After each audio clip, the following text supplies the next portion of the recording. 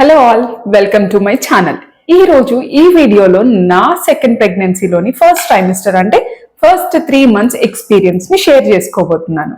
First pregnancy ఉండొచ్చేమో అని నాకు ఎక్కడ డౌట్ వచ్చిందంటే జాన్లో మేము ట్రిప్ వెళ్ళామన్నమాట. ట్రిప్ వెళ్తే అక్కడ ఒక ఫోర్ట్ ఉంది, అందులో చాలా మెట్లు ఉన్నాయి, మెట్లు ఎక్కాలి. ఆ మెట్లు ఎక్కేటప్పుడు నాకు ఆయాసంగా అలసటగా అనిపించింది.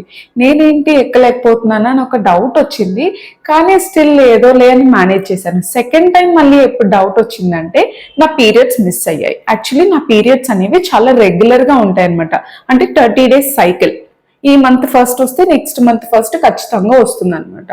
ఎందుకంటే నేను హెల్దీ లైఫ్ స్టైల్ పాటించడం వల్ల. ఇంతకు ముందు ఏంటంటే బిఫోర్ అన్హెల్దీ లైఫ్ స్టైల్ అప్పుడు పీరియడ్స్ ఇర్రెగ్యులర్ గా రావడం, అంటే 2 months ఒకసారో 2.5 months ఒకసారో రావడం.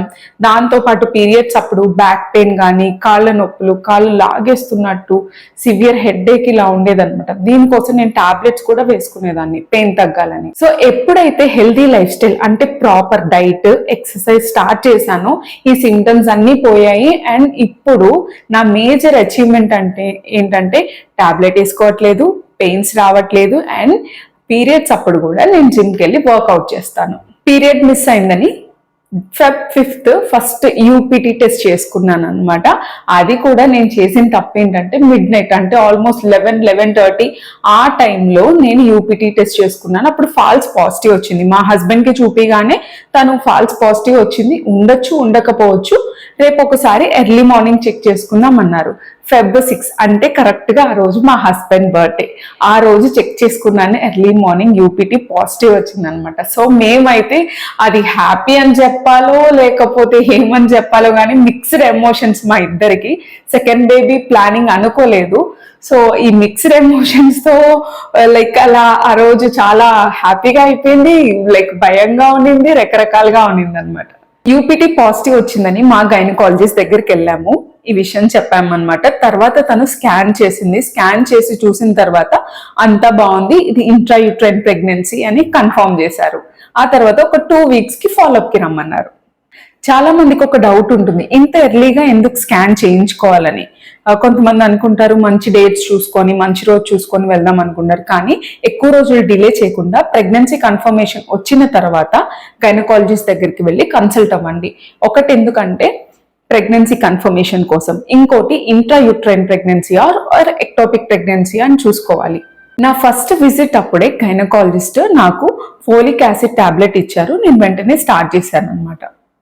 ప్రెగ్నెన్సీ అప్పుడు ఫోలిక్ యాసిడ్ అనేది చాలా మేజర్ రోల్ ప్లే చేస్తుంది. న్యూరల్ ట్యూబ్ డిఫెక్ట్స్ రాకుండా, తర్వాత ఆర్గనోజెనెసిస్ కి హెల్ప్ అవుతుంది. అండ్ ఎప్పుడైతే మనము కుకింగ్ చేస్తామో, కుకింగ్ చేసినప్పుడు చాలా వరకు న్యూట్రియంట్స్ అనేవి డిస్ట్రాయ్ అయిపోతాయి. అండ్ మనం తిన్న ఫుడ్ లో కూడా న్యూట్రియంట్స్ అన్ని కంప్లీట్ గా అబ్జర్వ్ అవుతాయో లేదో అని చెప్పలేం. కాబట్టి ప్రెగ్నెన్సీ అప్పుడు సప్లిమెంట్స్ అనేవి చాలా ఇంపార్టెంట్. మీ గైనకాలజిస్ట్ చెప్పినట్టు మీరు అది ఖచ్చితంగా ఫాలో అవ్వాలి. ఇంతవరకు అంతా బానే ఉంది, కానీ నాకు ఎప్పుడైతే 6th week 7th week start అయిందో అప్పటి నుంచి నాకు సిమ్టమ్స్, అంటే ప్రెగ్నెన్సీ సిమ్టమ్స్ స్టార్ట్ అయ్యాయి అనమాట. లైక్ నాసియా, వామిటింగ్ అన్నీ స్టార్ట్ అయ్యాయి. మార్నింగ్ సిక్నెస్ అయితే ఎక్కువ ఉండేదన్నమాట. మార్నింగ్ లేయాలంటేనే చాలా చిరాగ్గా ఉండేది. లేచి కూర్చుంటే కళ్ళు తిరుగుతున్నట్టు అనిపించేది అనమాట. బ్రష్ చేసిన వెంటనే వామిటింగ్స్, ఫుడ్ ఎవర్షన్స్. నాకు ఇష్టమైన ఫుడ్స్, అసలు నేను వే ప్రోటీన్ అయినా పన్నీర్ అయినా నాకు చాలా ఇష్టం అనమాట. ప్రోటీన్ సోర్సెస్ అన్ని ఎందుకు నాకు నచ్చలేదో తెలీదు. బట్ ఎట్లా అంటే ఫుడ్ ఎవర్షన్స్ అనేవి ఫుల్గా ఉన్నాయన్నమాట. ఓన్లీ ఫస్ట్ ట్రైమిస్టర్ లో ఆల్మోస్ట్ కార్బ్స్ మాత్రమే తీసుకున్నాను. ప్రోటీన్ ఇవన్నీ పక్కన పెట్టేశాను. చాలా నాకు ఎలా ఉండేదంటే, అయ్యో ఏంటి ఇన్ని రోజులు నేను హెల్దీ లైఫ్ స్టైల్ పాటించి ఇప్పుడు హెల్దీ లైఫ్ స్టైల్ పాటించలేకపోతున్నానని చాలా బాధపడ్డాను. But it's completely normal. Food aversions are completely normal. మీకు ఏది తినాలనిపిస్తుందో అదే తినొచ్చు. And hydration is also must. కానీ నాకు వాటర్ కూడా నచ్చలేదన్నమాట. ఆ టైంలో నేను అట్లీస్ట్ 4 to 5 liters వాటర్ తాగేదాన్ని. కానీ ఆ టైంలో నేను మినిమం ఒక 1-1.5 liter కూడా తాగుండను.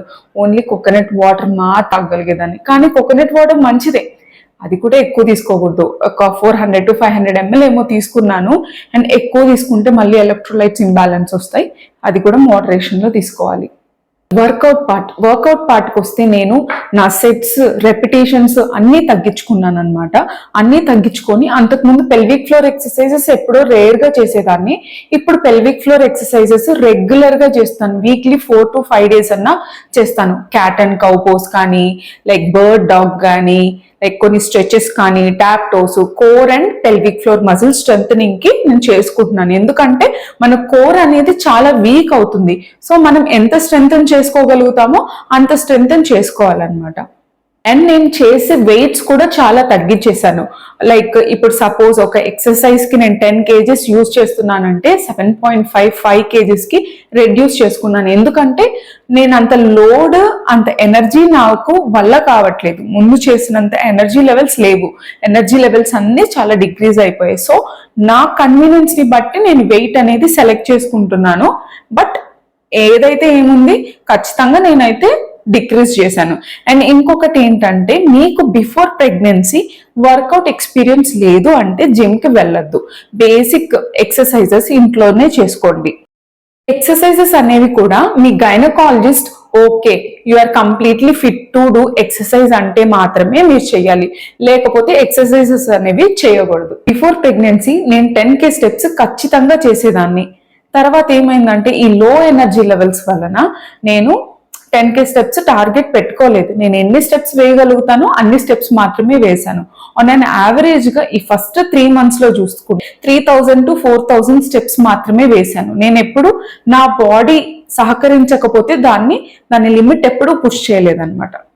2 weeks తర్వాత ఫాలోఅప్ కి రమ్మని చెప్పారు కదా గైనకాలజిస్ట్. 2 weeks తర్వాత వెళ్ళామన్నమాట. స్కాన్ చేశారు, అంత బాగుందని చెప్పారు. బేబీ కార్డియాక్ యాక్టివిటీ కూడా స్టార్ట్ అయిందనమాట.